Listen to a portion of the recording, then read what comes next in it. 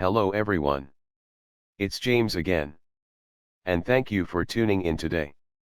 And for those that are new to this channel, thank you for giving this little cartoon man with a funny voice a bit of your time. And thank you for those that have been long-time subscribers. I do appreciate you from the bottom of my cartoon heart. Today I want to talk about something very important, as a lot has happened in our society in the last couple of days. And it all surrounds around God. Because everything we do and are, God is in control. And when God is mocked, He oftentimes shows us the control and power He does have. Just as quick as God can grant someone a small amount of power, He can take it away just as quick as He gave it. As I mentioned when talking about the political issues, I'm on the side of Jesus Christ. And though I normally don't talk about political issues, we do talk about societal narcissism, which indirectly relates to politics. Though I rarely address specific political issues. But what I've noticed lately, and actually it's been going on for a long time now, Christians have been pushed down in society. But yet they have been told to not speak up. There are Christian street preachers that have been attacked as onlookers cheer. Churches seem to almost be a thing of the past, as a great many churches have been overrun and taken over by narcissists, and by a great many bringing in teachings that are completely against the Word of God and His Holy Bible. And this has gone on and on and on.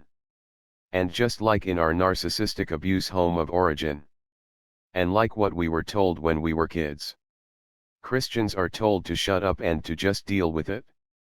But Christians are gaslit and told that no one is causing harm to them, and that nothing really bad is happening, when everything that Christians have has been taken over and overrun with new doctrines that are in no way the Word of God. You have OnlyFans, a thing that is pushed on society that is said to be a form of female empowerment. Relationships are broken. Children are growing up without proper parents. All things that bring Satan joy. But at some point in time, enough becomes enough. And God has His own time and His own way. Remember, God's way is not our way. He can pick whoever He wants to lead. Even someone that is said to be evil and wrong. Or choosing someone that isn't a leader at all. God put it on the heart of the evil King Cyrus to free God's people. God chose Moses, a man that was raised in Egypt as an Egyptian amongst their false gods. A man with a stutter and unable to speak correctly, was chosen to also lead God's people to freedom. Have people not understood yet that God can pick who He wants when He wants? And 9 times out of 10, it won't be the ones we would pick as our top pick. Why? Because God's ways are not our ways. But then Kamla Harris made it clear in a rally that Christians have no voice or place at her rally, when they spoke up and yelled Jesus is Lord and Christ is King. That statement was mocked by Kamla Harris and a great many that were at that rally, as Kamala laughed and told them they were at the wrong rally, as they were told to leave by security. Most that were in the audience cheered, laughed and felt empowered to make these Christians feel unwelcome. And as I've said before, she could have said anything. She could have said, "Yes, brother. Jesus is Lord and Christ is indeed King. You are at the right rally. We welcome you." But she didn't do that. She mocked them and their message of Jesus the Christ and sent them on their way.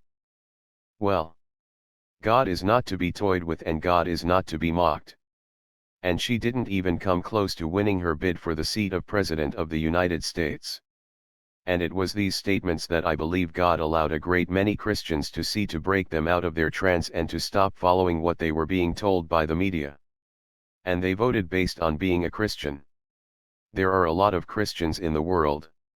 They have just been so darn afraid for so long. Why? Because people think they can openly mock and ridicule Jesus Christ, His Holy Bible and the people that love and follow Him. But as we know, we don't have to fight these battles. God fights them for us. And no matter if you like Donald Trump or not is beside the point. Look at year after year of the mocking of Jesus Christ and Christians at the hands of the people that were running against him. This is not something that can be denied. And is it possible God had enough? So what does that mean for you? Love God with all of your heart, might and strength. And love thy neighbor as you love thyself. Share his word. But if you've shared it and they won't listen, dust your feet off and move on. It's time to stand up with your head held high. Be happy and filled with joy. It's time to really go for all of the great things you've wanted to go for. Do not waste the talents that God has given to you, as He gave you these talents because He loves you so. With that said, I do hope your day is blessed. And until next time, bye for now. And be good to yourself.